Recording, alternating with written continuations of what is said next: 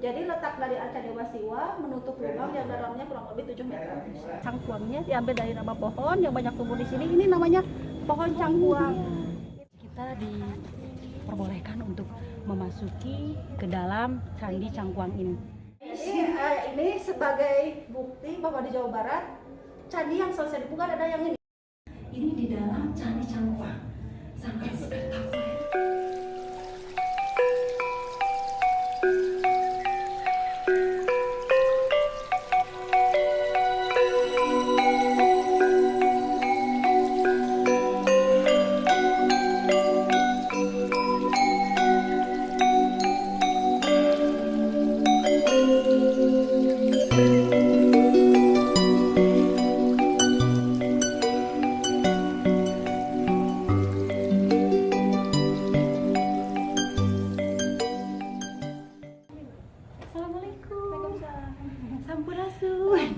Nah kita teh mau ke museum situs Iya. Cagar Budaya Candi Cangkuang. Ya. Boleh langsung Boleh, masuk saja? silakan. Ya, silakan lewat sini. Duluan saja Iya, Ibu. silakan. Nah, Ibu kebetulan ya pertama-tama selamat datang dulu di kawasan Cagar Budaya Candi Cangkuang. Selamat datang di Site Museum. Kebetulan di Site Museum ini ada beberapa foto-foto waktu proses pemugaran candi.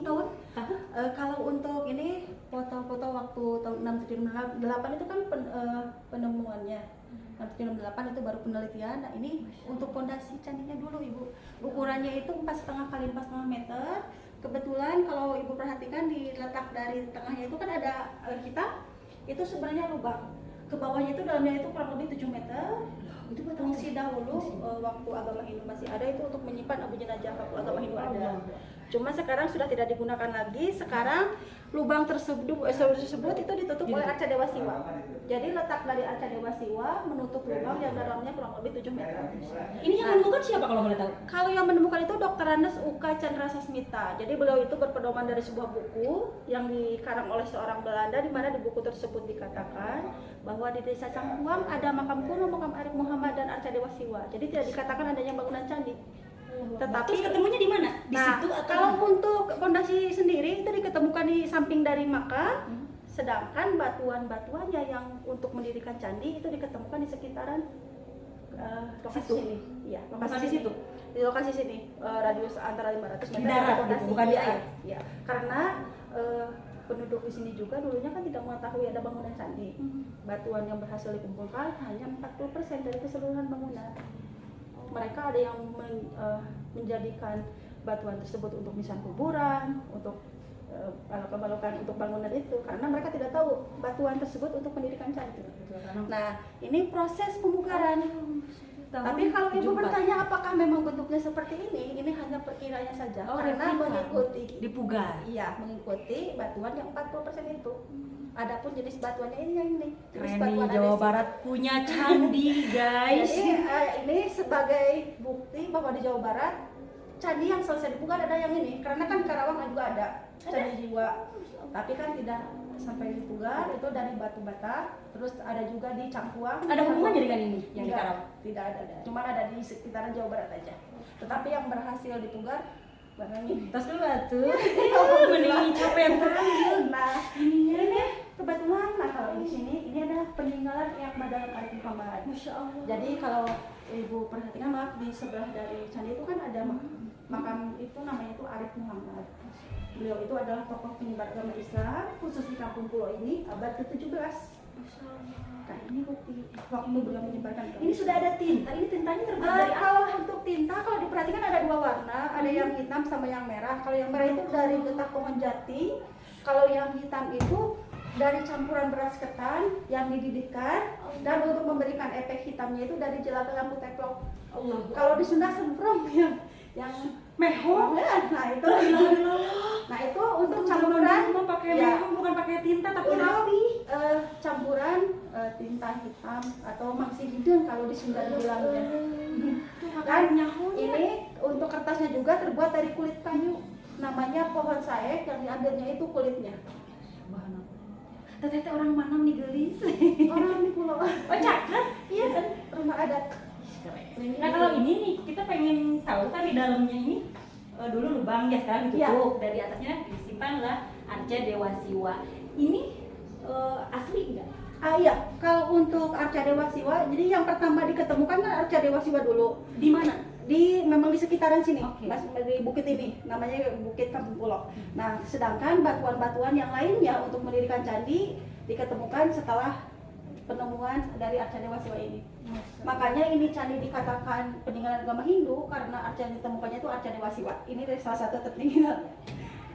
Dan mungkin sama ini ya, sama Arif, Mbah Arif. Mbak Arif, sama Mbak Arif mungkin di Jadi ini ada dua kemungkinan. Ini kan waktu diketemukan itu hancur itu ada dua kemungkinan. Kemungkinan pertama hancur dengan sendirinya karena udah lapuk atau ada gempa mungkin. Kemungkinan kedua dihancurkan oleh yang Maha Dalam karena beliau di sini itu menyebarkan agama Islam. Itu baru kemungkinan, tapi Iya, tapi masih walau bisa ya, ya. ya. Oke. Nah, Karena di sini kemungkinannya belum bisa dipastikan. Nah, ini kebetulan ini ada dua lukisan. Yang pertama ini lukisan Sunan Pangadegan. Jadi waktu yang Mbah Dalam Arif Muhammad menyebarkan agama Islam di sini, beliau tidak sendiri. Beliau dibantu oleh pengikut beliau.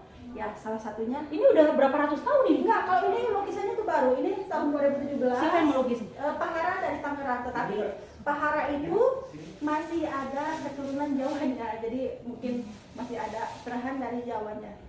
Nah, yang ini Sunan Pangadegan, kalau yang ini beda lagi. Ini lukisan Arif Muhammad.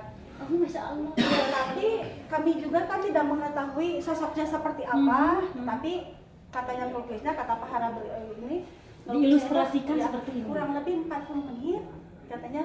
Ini kan melalui telapak tangan 10 jari, jadi tidak pakai kaos. Sudah dapat seperti ini. Oh, ini melalui ilustrasi Ya, dari karena batin. kan beliau juga kesini jadi tirakat dulu, puasa dulu.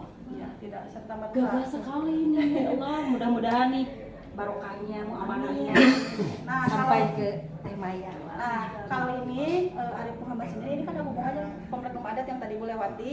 Itu kan ada 7 bangunan pokok. Itu adalah simbol putra putri Arif Muhammad. Ya, jadi beliau ini memiliki 7 orang anak, 6 diantaranya perempuan. Lambangnya bangunan rumah yang saling berhadapan, satu laki-laki lambangnya bangunan musola. Oke, baru diketahui nih. Dan jumlah kakaknya dibatasi. Satu kampung ini hanya diberi 6 kakak. Satu rumah wajib satu kepala keluarga, tidak boleh lebih. Oh, harus pindah dong kalau Nah, punya anak. aturannya jika ada yang dewasa menikah 2 minggu setelah menikah harus keluar. Kami tidak boleh tinggal di sini kalau udah menikah. Selama orang tuanya itu masih ada, itu tidak boleh tinggal di sini. Oke. Nah, sahabat, jadi ini yang luar biasa ternyata di Kecamatan Leles Kabupaten Garut ini ada kampung adat, yaitu Kampung Pulau yang berada di Candi Cangkuang, Kecamatan Leles, Kabupaten Garut, Jawa Barat. Keren ya? Keren. Terus apa lagi nih? Nah, kalau untuk di Kampung Pulau, mungkin tadi Ibu pernah lihat itu ada adat istiadat yang berlaku sampai sekarang. Di antaranya tidak boleh berziarah pada hari Rabu. Hari Rabu di sini hitungannya itu Selasa selepas asar itu sudah masuk hari Rabu. Nah, hari Rabu selepas asar sudah masuk hari Kamis, itu boleh untuk berziarah. Tetapi kalau untuk kunjungan seperti ini nggak apa-apa. Oke. Yang tidak boleh itu ziarah kubur, khusus ke makam-makam memang yang dikeramatkan oleh penduduk di sini. Di antaranya makam yang Maha Dalam Kalau Arif boleh Muhammad. tahu kenapa? Nah, alasannya mengapa tidak boleh berziarah dulu waktu Eyang Mbah Dalam masih ada. Jadi beliau itu pada hari Rabu melarang penduduk di sini untuk melakukan aktivitas lain hanya untuk mempelajari agama Islam. Nah, oleh kuncian sekarang atau juru kunci sekarang ditarik sebagai hari beristirahatnya beliau atau beliau lebih mempelajari agama Islam. Oh, untuk menghargai dan menghormati. Ya, karena Mengenal. dulunya Biasa. gitu. Lalu di sini juga tidak boleh memelihara hewan ternak besar yang berkaki 4 seperti sapi. Kami di sini tidak boleh memelihara. Kenapa? Kalau alasannya ditanya ke yang sepuh di sini, bilangnya itu pamali. Tapi kalau kita telaah, ternyata kan di sini banyak makam umum, jadi takutnya Takutnya kotorannya tidak itu sopan, mengotori makam yang ada di mengotori. sini. Oke. Alasan yang kedua, karena mata pencaharian penduduk di sini petani, kalau tiap rumah memiliki hewan ternak, otomatis tanaman di sini akan cepat habis. Dimakan rumputnya. Itu kita mencari masuk akal jawabannya. ya, menurut logika juga. Tapi Keren. kalau orang tua bilang Pak Mali udah, lalu keturunan di sini juga tidak boleh memukul gong besar. Kami keturunan di sini tidak boleh memukul gong besar dari perunggu Itu kenapa lagi tuh? dan tidak boleh membuat rumah beratap jure. Jure itu seperti prisma, kebalikan dari Limas gitu ya. ya, kebalikan dari jolopong. Kalau di bawah itu kan perhatikan atapnya memanjang, itu namanya jolopong. Nah, kebalikan di sini tidak boleh. Nah, alasannya ada ketentuan. ya, alasannya mengapa tidak boleh memukul gong besar tersebut adalah yang menimpa anak Arif Muhammad yang laki-laki. Kan Arif Muhammad memiliki anak laki-laki yang simbolnya dengan musola. Pada saat itu akan dihitan, sebelum dihitan diarak dulu menggunakan rumah-rumahan beratap jurek, diiringi kesenian yang menggunakan gong besar. Tiba-tiba ada angin, sehingga si anak yang akan dihitan itu jatuh meninggal seketika. Kok merinding ya saya? Nah, leluhur kami di sini mengatakan, "Hei anak cucu kami, janganlah sekali-kali mengikuti jejak kami, membuat rumah beratap jurek dan memukul gong besar." Itu pacaduan kalau di sini. Biarpun kami udah di luar, jika merasa dari sini, ya memang tidak boleh mengikuti. Oh, jadi di sini tuh masih kental dengan budaya pamali. Dan kalau orang Sunda itu sangat mengagungkan namanya budaya pamali karena jauh lebih untuk kita menghindari dari hal-hal bahaya tentunya ya. Dan dulu juga pernah katanya pamali duduk di lawang panto. Apalagi anak gadis. Pamali ini, pamali itu, dan memang iya karena ngahalangan nurek ngaliwat leres. Saya bisa ya takutnya kena iya kata jong, kata plek atau kadagor. Aduh, teteh hapunten hatur nuhunnya, penjelasannya begitu sangat jelas, sangat mudah dipahami dan mudah dimengerti mungkin sama para pengunjung yang belum mengetahui ada apa saja sih situsnya museum ini. Dan ternyata berkunjung ke sini. silakan berkunjung dari mancanegara sekalipun mangga datang ke sini ya. Diantos pisan kasumpingan anak, dan ternyata di sini selain ada museum, ada juga teteh cantik yang baik hati. Nah, banyak sekali para pengunjung yang bertanya silsilah atau sejarahnya, sasakalanya, kenapa pariwisata Cangkuang ini disebut Candi Cangkuang? Boleh dijelasin sama tetehnya? Begini ya. Untuk nama Cangkuangnya sendiri, ini kan nama candi itu ditemukannya di desa Cangkuang. Makanya ini dinamakan Candi Cangkuang, tetapi nama Cangkuangnya diambil dari nama pohon yang banyak tumbuh di sini. Ini namanya pohon Cangkuang. Itu sejenis pandan, kebetulan nama latinnya itu Pandanus purcatus. Kebetulan ini ada buahnya. Seperti cempedak ya? Kalau untuk fisiknya itu mirip cempedak, dalamnya itu bulinya seperti sirsak, wanginya seperti pisang, tapi manis, cuman agak gatal, jadi tidak bisa dikonsumsi. Oh, beracun. Cuma nyem kalau istilah Sundanya itu, jadi ya Bahaya lah gitu ya? berbahaya. Tapi setelah diteliti ini katanya untuk obat. Obat apa tuh? Obat nyanduk? Anti Itu tadi kata bapak katanya buah ini obat betul. Saya juga informasi dari Jupel. Tapi itu Dari harus Tania, diproses dulu ditengelkeun untuk, sore. untuk menghilangkan gatalnya itu. Tapi itu harus diproses dulu. Proses dulu ya biar ini. Nah, kebetulan ini sekarang lagi ada buahnya, karena ini untuk berbuahnya itu dari mulai nungkus tertutup daun sampai nanti kuning itu hampir 7 bulan. Wow, lama berarti Teh Mayang datang ke sini. Kebetulan sekarang lagi Beruntung ada sekali buahnya. lagi ada buahnya, dan itu buah cangkuangnya satu. Kok itu kayak busuk atau ngering? Belum ini belum Oh, menghijau. kuning, ini masih hijau. Hijau botol ya? Ya, kebetulan kan kalau udah matangnya itu warnanya kuning, jadi mirip buah merah yang di Papua kan. Kalau di Papua buah kuning, karena kalau ini kuning. Ini kalau udah matangnya. Siap tuh. Nah, Teh hatur nuhun. Samping dari map ini kebetulan ini namanya pohon sae. Tadi di dalam Said Museum kan ada peninggalan yang dalam Arif Muhammad berupa kitab-kitab. Nah, kertasnya itu terbuat dari kulit kayu. Nama pohonnya itu pohon sae. Yang diambilnya itu kulitnya. Aduh, pokoknya buat para pecinta sejarah nih, para anak-anak, para mahasiswa, para pelajar datang ke sini. Di sini tuh bener-bener penjelasannya tuh sangat fundamental, sangat jelas sekali lah ya, sangat dapat dipertanggungjawabkan tentunya. Tadi kata Bapak UPTD mah buah itu teh katanya buat obat bisa nyandung. Nggak, bercanda biar rileks ya Pak ya. Ayo kita mau langsung ke candi. Padahal katanya kuncinya bisa dibuka loh. Padahal kalau pengunjung biasa itu kita tidak bisa dibuka ya. Jadi kalau untuk yang sembahyang, kebetulan kan ke candi ini suka ada yang sembahyang. Biasanya agama Hindu. Iya, biasanya dari Bali, dari Bandung, dari Bogor ada. Jadi kalau untuk yang skala kecil, kami bisa langsung menerimanya. Misalkan kalau mau sembahyang silakan. Tapi kalau yang skala besar, misalkan 1 bis, 2 bis, 3 bis, apalagi itu harus ada izin dari kementerian. Jadi tidak bisa serta-merta langsung. Iya, karena di sini sudah bukan. Di sini hanya sebagai det munuddin saja. Jadi ini tidak diperuntukkan untuk peribadatan lagi. Peribadatan apalagi agama yang tidak disukai oleh Mbak. Ya itu. Nah, tapi toleransi Tapi antar umat toleransi karena ini beragama, kan karena bukti kita toleransinya itu dengan adanya candi dan makam itu bersebelahan. tabarakallah. Teh Mayang sangat merasa dihargai, dihormati. Ada izin dari Bapak UPTD-nya, Pak Haji. Teh Mayang bisa melihat langsung ke dalam Candi Cangkuang ini.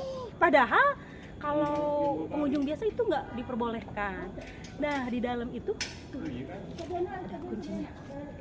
Bahagia pisan pokoknya mah. Nah, kalau ini kebetulan kalau untuk ke makam biasanya ketemu dulu Bapak Kuncen karena kan ini dipegangnya sama juru kunci. Siapa namanya? Pak Tatang Sanjaya yang punya rumahnya rumah. itu pakai injuk. yang Itu tadi, namanya itu yang ya, rambutnya putih itu. Nah, beliau itu sesepuh di sini, beliau itu merangkap sebagai kuncen di sini. Keturunan dari Eyang. Kebetulan beliau nikahnya masih dengan satu keturunan di sini. Oh, Masya Allah. Jadi beliaunya dari sini juga. Nih. Sebelum kita masuk ke sana, ini spektakuler banget, bombastis banget, luar biasa. Keren pisan, kita bisa terhormat banget masuk ke candi bak seorang putri raja saja. Tapi sebelumnya nih, biar penasaran nih para penonton, kita pengen tahu ini prosesnya. Nah, ini waktu proses pemugaran. Nah, ini adalah peresmiannya. Ini bukti bahwa ini selesai dipugar. Ini kan peresmian Sama oleh Profesor Dr. Profesor Syarif Tayyib. Itu beliau itu Menteri PDK dulu. Oh, tahun? Kalau tahun ini 7476 berarti ini nih tahun 76. Saya saja belum lahir, guys. Dan ini itu ditulisnya pakai apa tuh? Kalau ini kemungkinan kan pakai paku gitu ya. Ini hanya sebagai monumen saja. Ya, replika saja enggak bisa. Monumen Karena saja. kalau untuk itu sendiri, kalau ditanya mengenai rajanya siapa, kerajaan mana sampai sekarang belum diketahui karena belum ada prasasti yang temukan sampai sekarang. Jadi kalau ditanya Biarkan apa jadi rahasia dunia. misteri. Jadi misteri. Ayo, ada tata cara nggak kita masuk kalau ke sini? boleh ininya nih Dilepas aja dulu. ya. Siap, siap. Kalau Ya. Nah, ada tata caranya. Jadi kita harus membuka dulu alas kaki ya. Supaya mungkin ini dulunya itu tempat suci ya. iya Mungkin kalau bisa bagi dipercaya. agama bagi Ya. agama Hindu kan ini termasuk ini juga kan termasuk BCB, jadi ya kami memang diharuskan untuk merawat BCB ini. BCB itu apa? Benda cagar budaya. Ya, ini masih disebut benda cagar budaya. Bismillahirrahmanirrahim. Assalamualaikum warahmatullahi wabarakatuh. Sampurasun, Sagung Dumadi. Hari ini Teh Mayang bisa masuk ke Candi Cangkuang.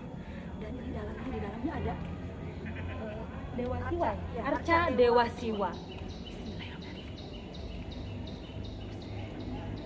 Kok saya deg-degan ya? Silakan masuk aja. Insya Allah tabarakallah.